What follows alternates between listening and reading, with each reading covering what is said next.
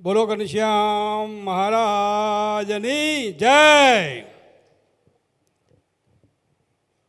ગંગાજીના સાનિધ્યમાં પૂજ્ય સ્વામીશ્રી જગતપ્રકાશ સ્વામી, ચૈતન્ય સ્વામી, વંદન સ્વામી, ઈશ્વરપ્રકાશ સ્વામી, યજમાન પરિવાર, સંગીત સાધકો, ભાઈઓ અને બહેનો, જય સ્વામિનારાયણ.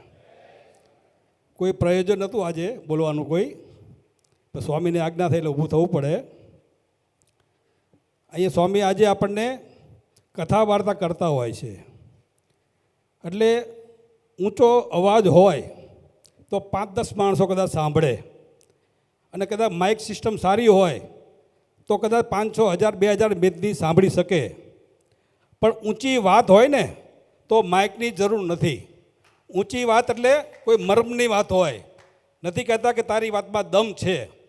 તો એવા શાસ્ત્રો જે આજે વાંચી રહ્યા છે એમાં ઊંચી વાત હોય છે, આપણા મર્મની વાત હોય છે, આપણા કલ્યાણકારની વાત હોય છે, આપણી હિતની વાત હોય છે, આપણા લાભની વાત હોય છે. એટલે ઊંચી વાત હોય છે એને કહેવાય.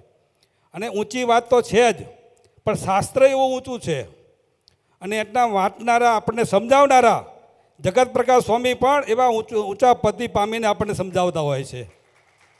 એટલે આપણને એ વાત ગળે ઉતરી જાય જ 100%.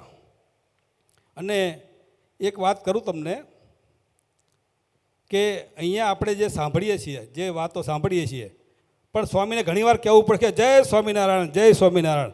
એટલે આપણું કાંઈક ચિત્ત બીજી જગ્યા હોય છે, કદાચ મને એવું લાગતું હોય છે, તો જ સ્વામીને આવું કહેવું પડતું હોય છે. બરાબર ને સ્વામી?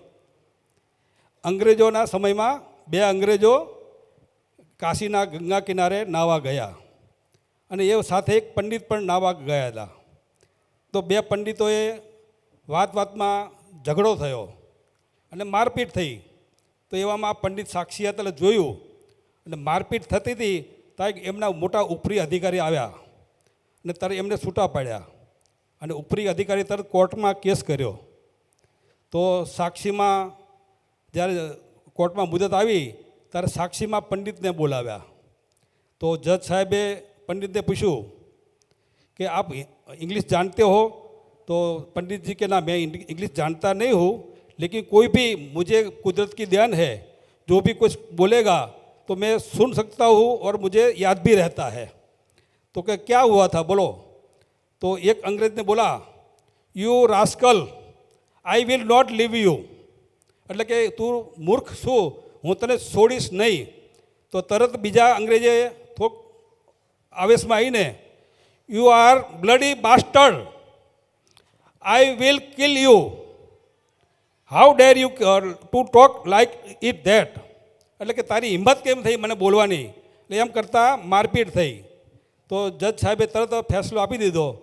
તો એમ જો આવા પંડિતને પણ, ભલે એ પંડિતનું નામ હતું તર્ક પંચાનન એવો પંડિત હતા, કદાચ શાસ્ત્રી સ્વામીને કદાચ ખબર હશે, એવા પંડિત થઈ ગયેલા. એમને કોઈ પણ વસ્તુ તમે સંસ્કૃતમાં બોલવા, ભાષા વર્ણન થતું હોય તો પણ એમને યાદ રહી જાય. ભલે એમને ભાષાંતર ખબર ના હોય પણ એમને યાદ રહેતું હતું. તો અહીંયા તો આપણા શાસ્ત્રોમાં આપણી વાતો થાય છે, આપણા ગુજરાતી ભાષામાં વાતો સમજાવે છે સ્વામીજી, અને આપણા લાભની વાતો થાય છે.